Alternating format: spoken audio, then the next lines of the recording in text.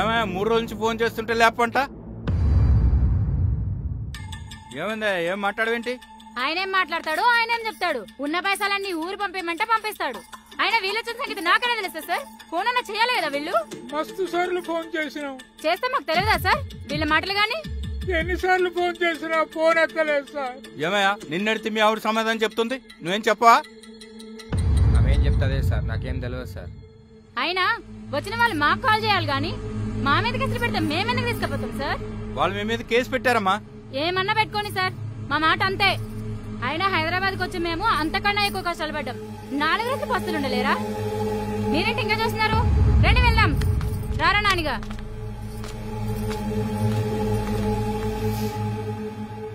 మీ కొడుకు తప్పేం లేదయ్యా, అంతా మీ కోడలదే.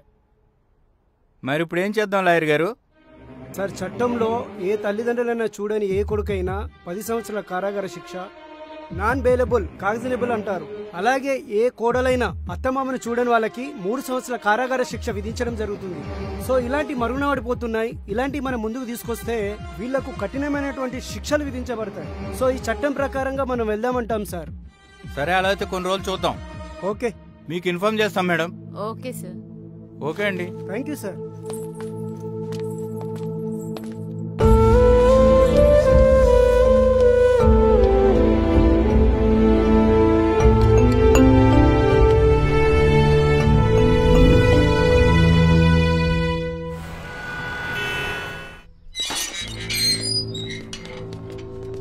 రమేష్ మౌనిక అంటే మీరేనా? ఏమైంది సార్, ఎందుకు ఏమైంది? మీ మీద రామయ్య రామక్క వారు కేసు పెట్టారు. ఎవరు పెట్టారు కేసు? మేమేం తప్పు చేసినాం? అదంతా మా తెలియదు. స్టేషన్ మేమెందుకు రావాలి సార్? 10 నిమిషాలలో మేము స్టేషన్కి వస్తాం సార్. ప్లీజ్ సార్ మీరు వెళ్ళండి. 10 నిమిషాలలో స్టేషన్లో ఉండాలి. వస్తాం సార్, 10 నిమిషాలు.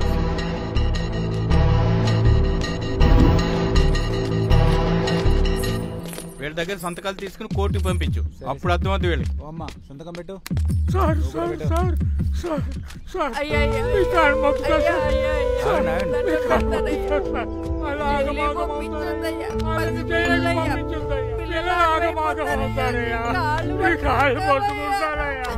మీరు కాదే కాళ్ళ మీద పడ్డాం, మీ కొడుకు కాళ్ళు వచ్చి మీ కాళ్ళ మీద పడాలి.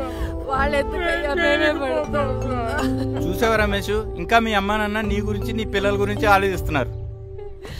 వద్దు తాతయ్య, మా అమ్మ నాన్న జైలుకి పంపించు తాతయ్య, ప్లీజ్ తాతయ్య.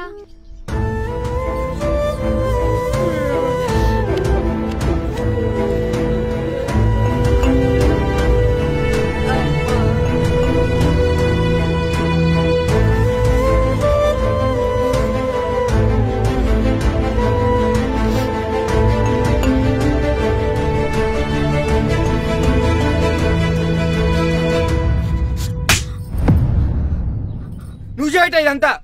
నువ్వు ఒక్కరి చక్కగా ఉంటే మా అమ్మ నాన్న బాగుంటారు, నా పిల్లలు బాగుంటారు, నేను బాగుంటాను, నువ్వు కూడా బాగుంటావు. నీకో సాటిస్ఫాక్షన్ వల్ల ఇంతమందిని పెడుతున్నాడు.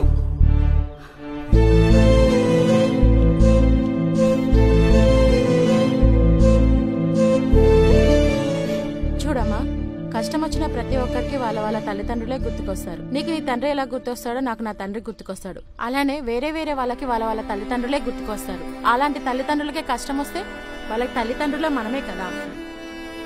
నీకు నీ తండ్రి అంటే ఎంత ధైర్యమో వాళ్ళకి వాళ్ళ కొడుకు అంటే అంతకంటే ఎక్కువ ధైర్యం. నువ్వు ఇలా చేయకూడదమ్మా.